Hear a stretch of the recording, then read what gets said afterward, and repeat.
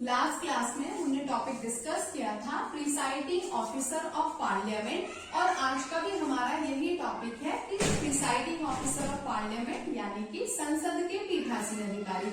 हमने इसका first part यानी कि लास्ट क्लास जब डिस्कस की थी तो उसमें हमने बिल्कुल एक बेसिक स्ट्रक्चर क्लियर किया था कि इन दी केस ऑफ लोकसभा जो फर्स्ट हेड है वो है स्पीकर है, उसके बाद डेप्यूटी स्पीकर है, हिंदी में उसको अध्यक्ष और उपाध्यक्ष कहा गया।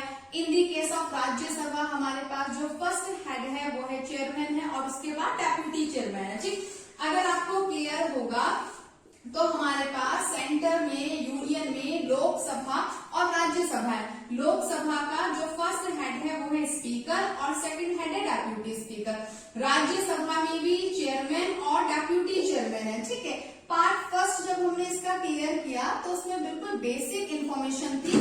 आज का जो हमारा टॉपिक है वो भी यही है, प्रिसाइडिंग ऑफिसर ऑफ पार्लियामेंट, संसद के पीठासीन अधिकारी। लेकिन इसमें हम थोड़ा सा स्टेप वाइज इसमें आगे भी क्लियर करेंगे। ठीक, देखो बच्चे, अगर स्पीकर को लोकसभा के रिगार्डिंग डिस्कस किया जाए यानी कि हम जो प्रिसाइडिंग ऑफिसर है लोकसभा के रिगार्डिंग इसको क्लियर करें तो लोकसभा जो हमारे देश में लोकसभा है ये एग्जैक्ट क्या है, टेम्परेरी हाउस है। ठीक है, पूरी लोकसभा एक साथ ही बनती है और एक साथ ही डिसॉल्व होगी।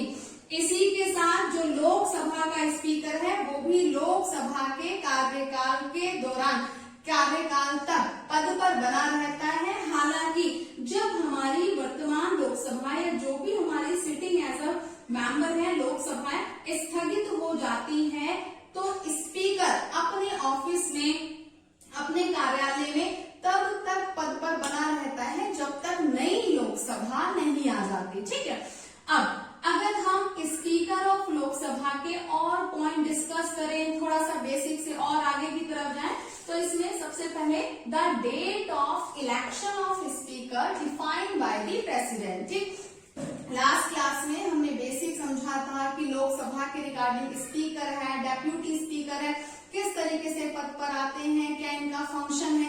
अब इसमें मेनली हम आगे क्या पढ़ रहे हैं, केवल अभी हम बात करेंगे स्पीकर की।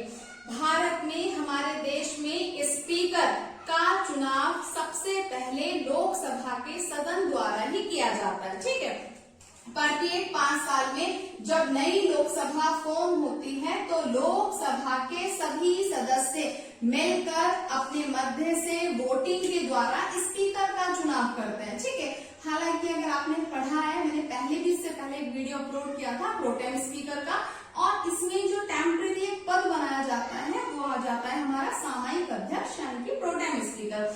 भारत में लोकसभा के स्पीकर के चुनाव की तारीख राष्ट्रपति निर्धारित करता है, फिर स्पीकर को बनाया जाता है और उसके बाद स्पीकर पद पर आने के बाद स्पीकर डेप्यूटी स्पीकर के चुनाव की तारीख निर्धारित करता है। ठीक, the date of election of speaker is defined by the president. Clear, the constitution state that the speaker must be a member of the house. बहुत ही ज्यादा इंपॉर्टेंट एंड काफी इंपॉर्टेंट और इसके अलावा बहुत ही बेसिक नॉलेज वाला भी पॉइंट है। भारत का संविधान इस बात को क्लियर करता है इन दी केस ऑफ लोकसभा जो लोकसभा का हेड है यानी कि स्पीकर, आप हिंदी में इसको हिंदी में अध्यक्ष भी बोल सकते हैं, ये लोकसभा का मेंबर होता है।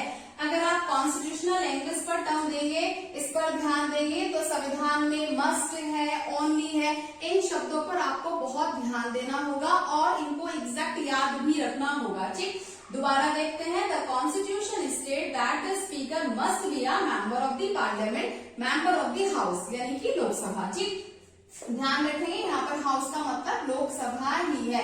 लोकसभा में एट प्रेजेंट हमारे पास 545 मेंबर है। ठीक है, एट प्रेजेंट 545, हालांकि इन दी कॉन्स्टिट्यूशन हमारे पास 552 है जो 2026 तक है। ठीक है, सिंपल सी बात, कहने का मतलब क्या है, जो लोकसभा का प्रेजेंट हमारा स्पीकर है वो इन 545 में इंक्लूड है। डेप्यूटी स्पीकर भी और स्पीकर दोनों ही हाउस के मेंबर होते हैं। ठीक है, usually a member belonging to the ruling party is elected speaker. ठीक है, हालांकि यूजुअली का मतलब है ज्यादातर। ठीक है, मोस्ट ऑफ द टाइम आप जनरली इसको बोल सकते हैं। ठीक है, यूजुअली 100% वाली कंडीशन नहीं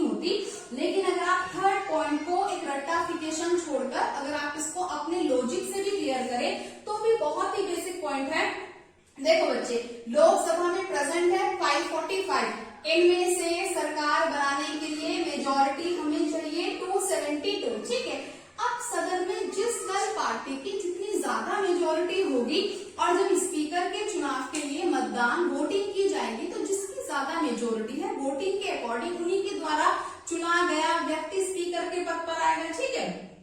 इसीलिए संवैधानिक भाषा में कहा गया usually a member belonging to the ruling party is elected speaker, कि ज्यादातर लोकसभा में जो बहुमत प्राप्त दल है, सत्ता है, उसी का व्यक्ति स्पीकर चुना जाता है, ठीक है। The house elects its presiding officer by a simple majority of member present who vote in the house, ठीक। आम भाषा में लोकसभा के सभी सदस्य अपने मध्य से मतदान कर स्पीकर का चुनाव करते हैं, ठीक है।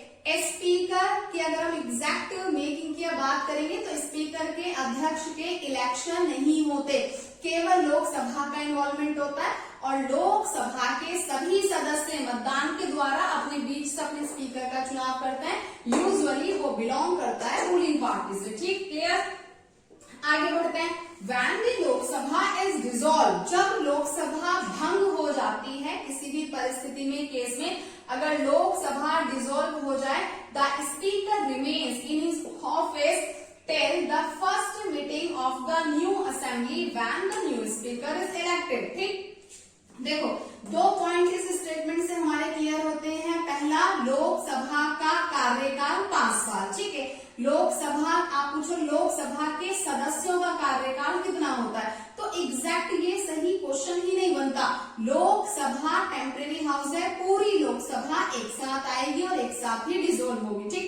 लोकसभा का कार्यकाल होता है 5 साल और लोकसभा के साथ ही स्पीकर भी कार्य करता है, स्पीकर भी बना रहता है। हालांकि प्रैक्टिकली जब लोकसभा डिसॉल्व हो जाए या लोकसभा का कार्यकाल पूरा हो जाए तो स्पीकर अपने ऑफिस में तब तक बना रहेगा जब तक न्यूली जो लोकसभा है उसके मेंबर है वो इलेक्ट नहीं हो जाते, क्लियर। नेक्स्ट, अगर हम कुछ पॉइंट डिस्कस करें चेयरमैन ऑफ राज्यसभा की तो आपको क्लियर होगा। अगर हम राज्यसभा के चेयरमैन की बात करें तो राज्यसभा का जो हेड है उसको हम चेयरमैन कहते हैं, ठीक है। जो सेकंड हेड है बच्चे वो कहलाता है डेप्यूटी चेयरमैन। राज्यसभा का चेयरमैन हिंदी में सभापति, भारत का उपराष्ट्रपति यानी कि वाइस प्रेसिडेंट ही होता है, ठीक है। यहाँ पर लिखा भी है, आप देख सकते हो, the presiding officer of the Rajya Sabha is known as the chairman, ठीक है। जो राज्यसभा का पीठासीन अधिकारी है, जो प्रिसाइडिंग ऑफिसर है, वो चेयरमैन कहलाता है, ठीक है। हालांकि chairman ex officio of the vice president, Bharat में उपराष्ट्रपति ही राज्यसभा का सभापति होता है, ठीक है।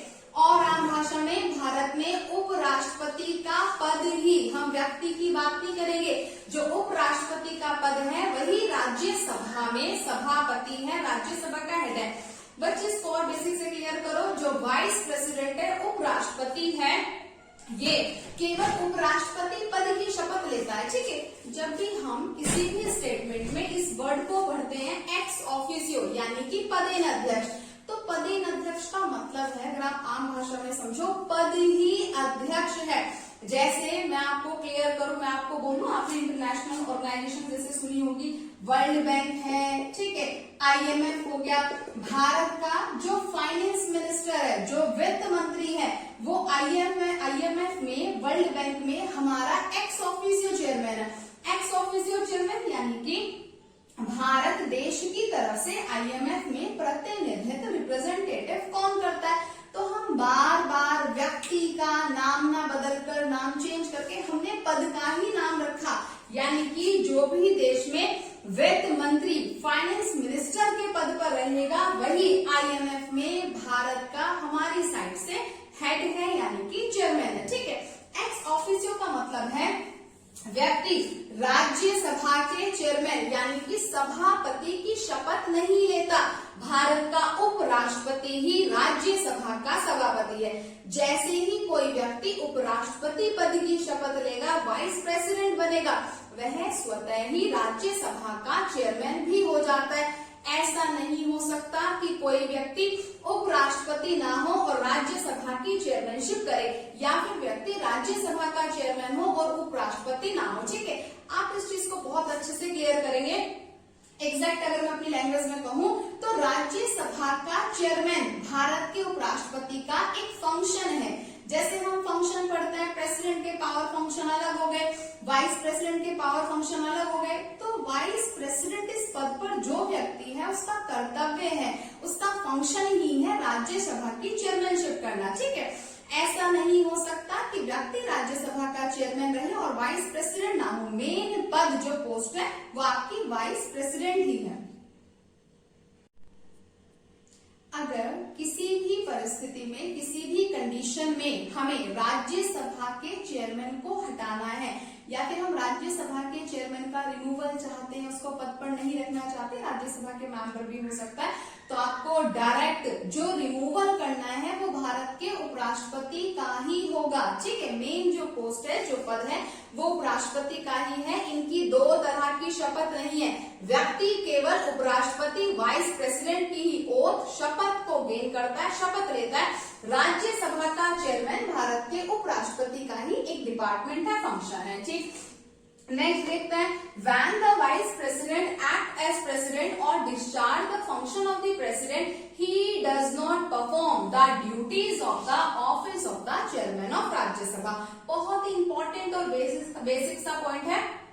देखो, कहने की बात क्या है, एक समय एक व्यक्ति एक ही पद पर रहेगा। ठीक है, अगर वाइस प्रेसिडेंट जो भारत का सामान्यतः राज्यसभा की चेयरमैनशिप करता है और जब राष्ट्रपति एब्सेंट होगा, प्रेसिडेंट एब्सेंट होगा और उसकी जगह as a acting president vice president को काम करना होगा, तो वो राज्यसभा की चेयरमैनशिप नहीं करेगा। ठीक है, इसको अगर आप लॉजिकली भी और अगर बिल्कुल सिंपल तरीके से समझो, देखो, जो भारत का वाइस प्रेसिडेंट है, ठीक है, हम वाइस प्रेसिडेंट के ऑफिस को, पद को यूज करने के लिए, यूटिलाइज करने के लिए हम इसको राज्यसभा का चेयरमैन बनाते हैं। ठीक है, अदरवाइज जो इसका मेन फंक्शन है, ये पद संविधान में बनाया गया है प्रेसिडेंट की एब्सेंस के लिए, हमने पहले से ही एक सब्स्टिट्यूट रखा।